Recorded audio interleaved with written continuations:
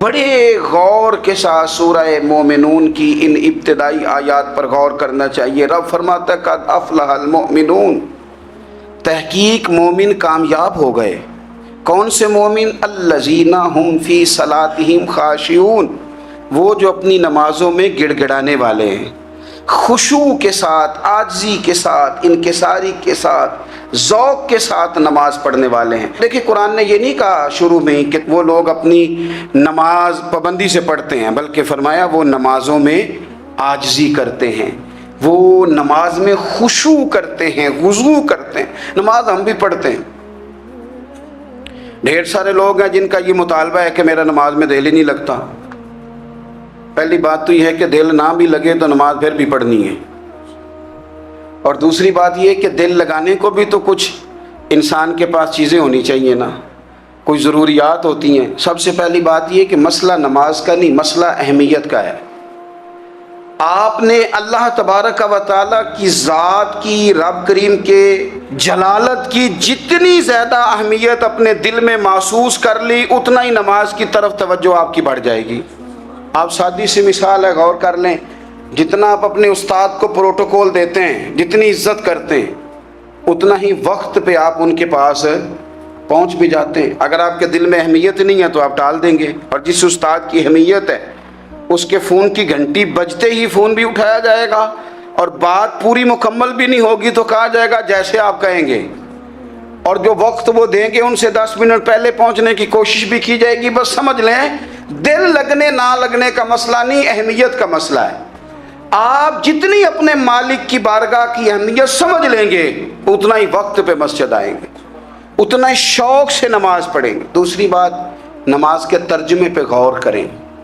آپ یقین کریں اگر نماز کا ترجمہ ہمیں آ جائے نا تو ہمیں تو یوں لگے کہ ہم تو اپنے مالک کی بارگاہ میں عرض و معروض کرنے حاضر ہوئے ہیں۔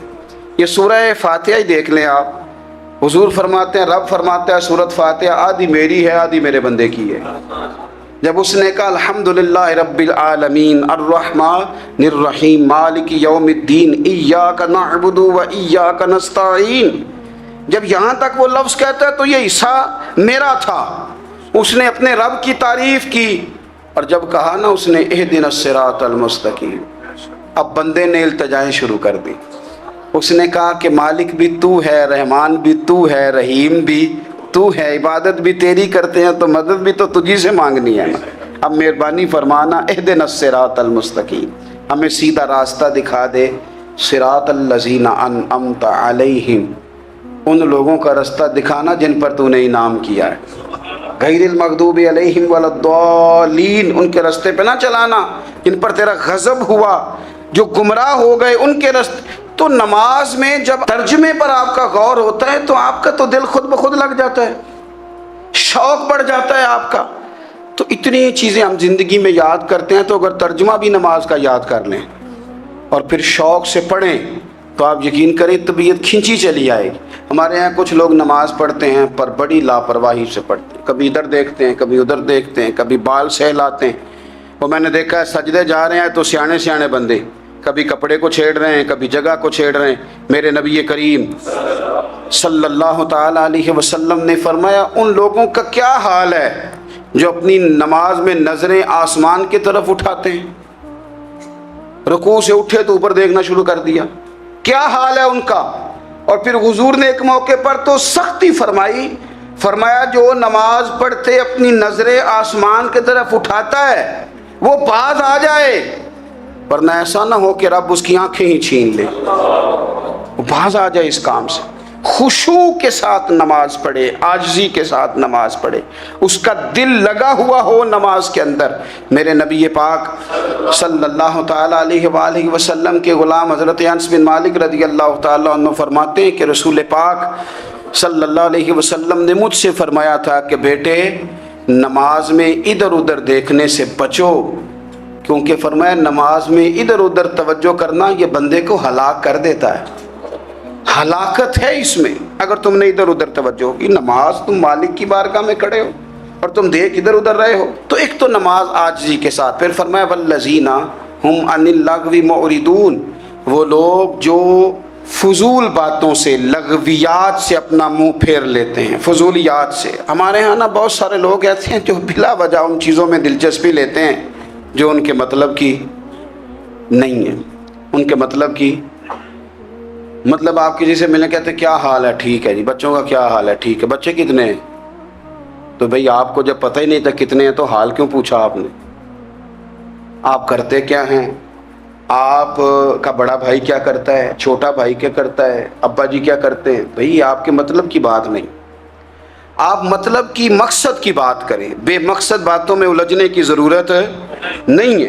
دیکھیں، اپنا ادارہ میں چلاتا ہوں، اپنا گھر آپ چلاتے ہیں، اپنی ڈیوٹی آپ کرتے ہیں، آپ کو زیادہ بہتر پتہ ہے کہ آپ اپنا گھر کیسے چلا رہے ہیں، مجھے زیادہ بہتر پتہ ہے کہ میں مدرسہ مسجد، مجھے زیادہ بہتر پتہ ہے اس کے اندر کون سی اصطلاح کس طرح کرنی ہے، یہ مجھ سے زیادہ بہتر کوئی بندہ جانتا نہیں۔ اب ہم کیا کرتے ہیں، جب ہم دوسرے کے کام میں مداخلت کرتے ہیں تو دو نقصان ہوتے ہیں، ایک تو اس کے ساتھ ہمارا رائے کا اختلاف ہو جاتا ہے، اور دوسرا ہمارے اپنے بہت سارے کام رہ جاتے ہیں، کیونکہ ہماری توجہ ہی دوسرے کی جانب تھی، اپنے بڑے سارے کام رہ جاتے ہیں۔ اس لیے بہت ساری ایسی چیزیں ہیں جن میں بلا وجہ کوئی مقصد نہیں۔ ہم پرانے لوگوں سے باتیں سنا کرتے تھے، ہمارے بزرگ کہا کرتے تھے جڑے پنڈ جانا نہیں، جڑے پنڈ جانا نہیں ہوتا راہ پوچھنے دی کی لغویات میں نہ الجھے، فضولیات میں نہ الجھے، یعنی ٹو میں رہنا، ٹو میں۔ آپ یقین کریں میں نے پرسنلی طور پہ اس چیز کو محسوس کیا ہے کہ ہمارے بہت سارے اہم حقوق صرف اس لیے مس ہوتے ہیں کہ ہماری اپنے سے زیادہ توجہ سامنے والے پہ ہوتی، سامنے والے۔ میں نے دیکھا بڑے بڑے عجیب سوال اور بڑے بڑے انوکھے سوال، مطلب یہ کہ اتنی لمبی چوڑی، اور لوگوں کو بڑا پتہ ہوتا ہے یہ فلاں آدمی جو ہے اس کے بچے کتنے ہیں، وہ بیاہ کہاں پہ ہیں، کس کس علاقے میں ان کی شادیاں ہوئی ہیں۔ اتنی تفصیلات کی ہمیں ضرورت نہیں ہے، ہم سے تو ہمارے بارے میں پوچھا جائے گا، تو ہمیں اپنا معاملہ بڑا صاف ستھرا۔ دیکھیں کیا سونی بات کی مدینے والے رسول، قربان جائیں حضور کے جملوں پر۔ ایک شخص نے پوچھا حضور سونا اسلام کون سا ہے، خوبصورت مسلمان کون ہے؟ تو نبی پاک صلی اللہ علیہ وسلم نے فرمایا وہ خوبصورت مسلمان ہے جو بات اس کے مقصد کی نہیں، بے معنی ہے وہ بات وہ چھوڑ دے۔ بے مقصد باتوں سے الجھنا جو بندہ چھوڑ دے وہ مسلمان بڑا سونا مسلمان ہے۔ ہم کمزور اس لیے ہوتے ہیں کہ ہماری توجہ زیادہ دوسروں کی باتوں پر پڑتی ہے۔ پھر فرمایا والذین هم للزکاۃ فاعلون، وہ لوگ جو زکوٰۃ دینے کا کام کرتے ہیں، صدقات کرتے ہیں، خیرات کرتے ہیں، وہ کامیاب ہو جاتے ہیں۔ پھر فرمایا والذین هم لفروجہم حافظون، وہ جو اپنی شرمگاہ کی حفاظت کرتے ہیں۔ نوجوان میری بات پر توجہ کریں، فرمایا وہ لوگ جو اپنی شرمگاہ کی، والذین هم لفروجہم حافظون، وہ لوگ جو اپنی شرمگاہ کی حفاظت کرتے ہیں۔ حضور غوث پاک رضی اللہ تعالیٰ عنہ فرمایا کرتے تھے دو چیزیں انسان اپنی سنبھال لینا، ایک پیٹ اور ایک شرمگاہ، تو فرماتے تھے ولایت اس کے بڑی قریب آ جاتی۔ ہم نہ ان لذات میں الجھ جاتے۔ سیانے سیانے بندے روٹی کمر سیدھی کرنے کے لیے کھانی چاہیے، زبان کے ذائقے کے لیے نہیں کھانی چاہیے۔ یہ زبان کا ذائقہ لگ جائے یہ کہیں کا نہیں چھوڑتا انسان کو۔ اپنی شرمگاہ کی جو لوگ حفاظت کر لیتے ہیں، کوئی بڑے سے بڑا گناہ کرنے سے بھی بندہ کافر نہیں ہوتا، بندہ کفر کرنے سے کافر ہوتا ہے۔ گناہ بڑے سے بڑا کرنے والا بھی گناہ گار ہے، کافر نہیں۔ لیکن بعض گناہ ایسے ہیں جو جس وقت بندہ کر رہا ہوتا ہے اس وقت وہ مومن نہیں ہوتا۔ میرے نبی کریم صلی اللہ تعالیٰ علیہ وسلم نے فرمایا جب کوئی شرابی شراب پیتا ہے اس وقت مومن نہیں ہوتا، جب کوئی چور چوری کرتا ہے تو اس وقت مومن نہیں ہوتا، اور جب کوئی زانی زنا کرتا ہے تو تب وہ مومن نہیں ہوتا۔ اتنی دیر کے لیے اس کے دل سے ایمان نکال لیا جاتا ہے۔ یہ جو ہمارے لڑکے بن سنور کے نکلتے ہیں،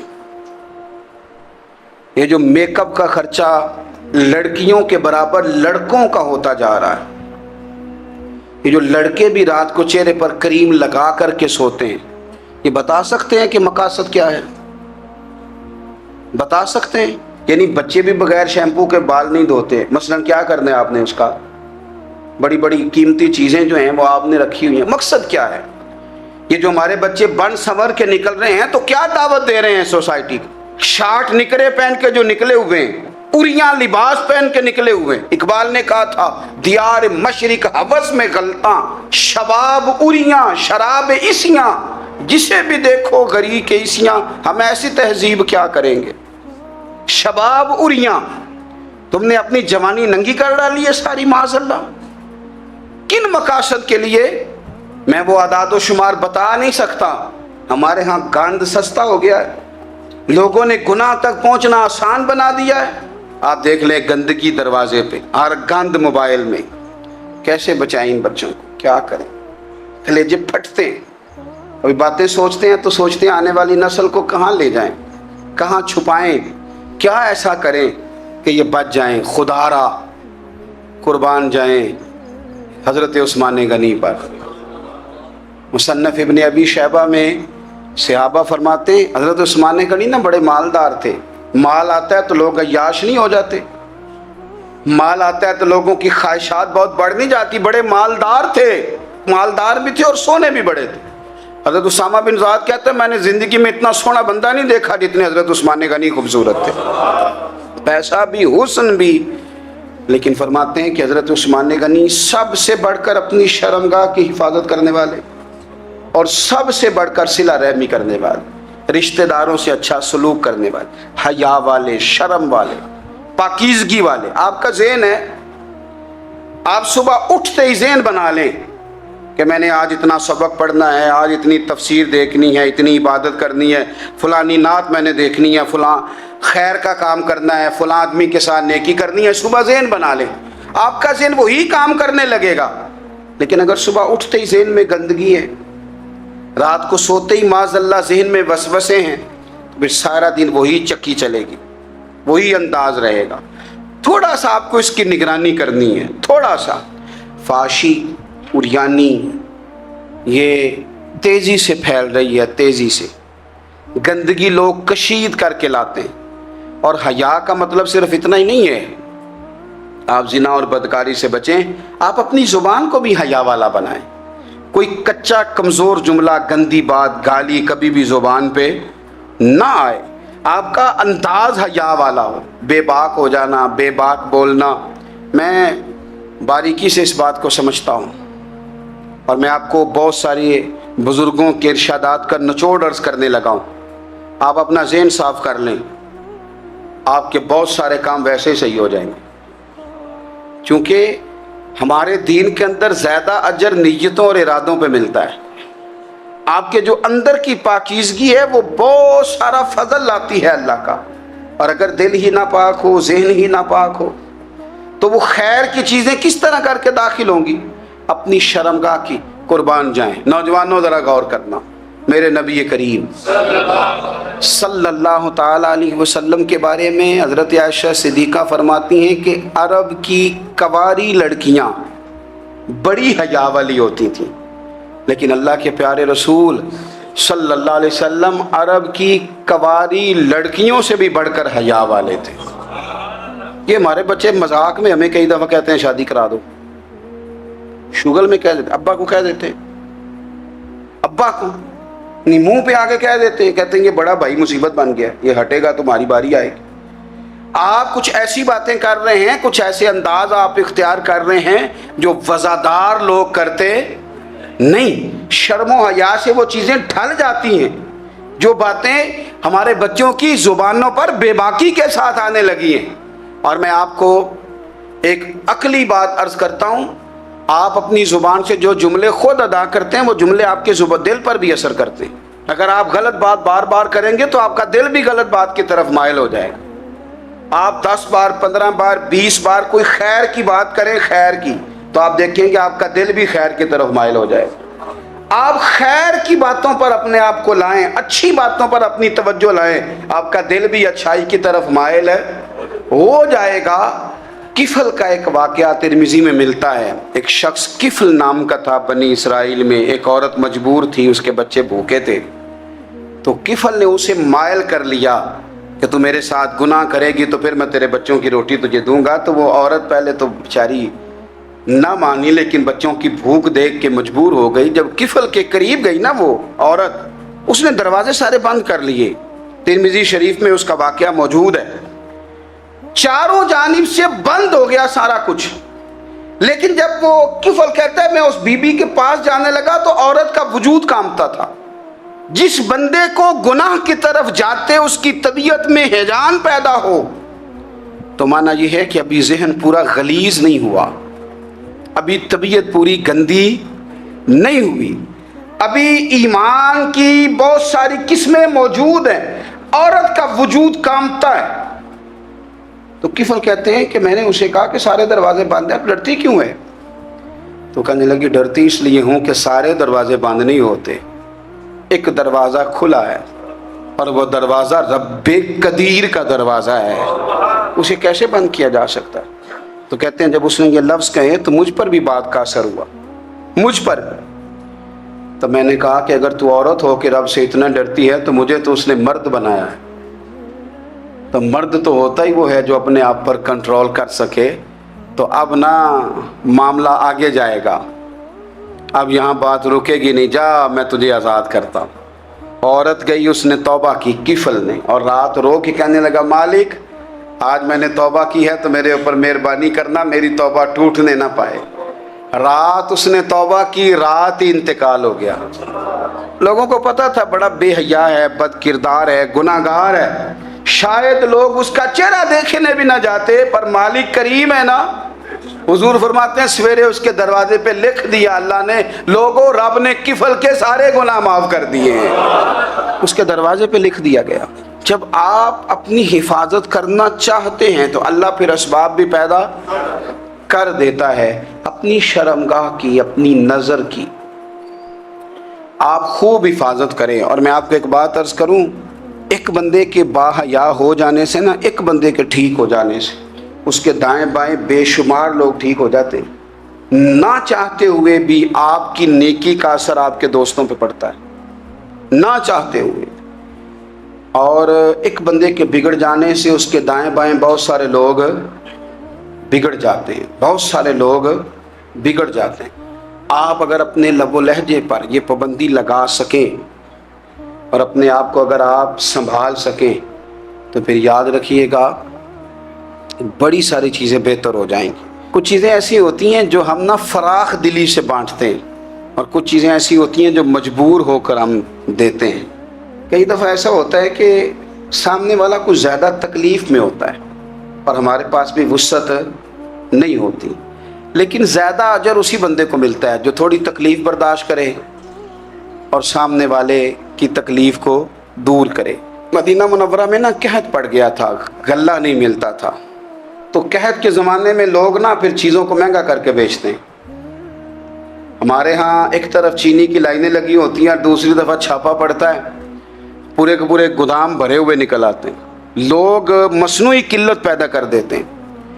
حضرت عمر فاروق رضی اللہ تعالیٰ عنہ کے زمانہ نور میں قحط پڑ گیا تھا. گندم کا دانہ اس طرح ہو گیا تھا جس طرح سونا ہے. سیدنا عثمان غنی رضی اللہ تعالیٰ عنہ کے نا بہت سارے اونٹ غلے کے بھرے ہوئے مصر سے آئے، اور لگتا یوں ہے کہ وہ شخص آپ ہی کو غلہ دیتا تھا، کسی اور کو دیتا بھی نہیں تھا، جو اونٹ بھر کے اس نے لیے. تو مدینہ منورہ کے اندر جب وہ مال پہنچا نا، آپ کو بتانا یہ چاہ رہا ہوں کہ ساری تجارت بندوں سے نہیں کرنی چاہیے، کچھ اللہ سے بھی کرنی چاہیے. رب سے جو بندہ تجارت کرتا ہے وہ بڑا کامیاب ہوتا ہے.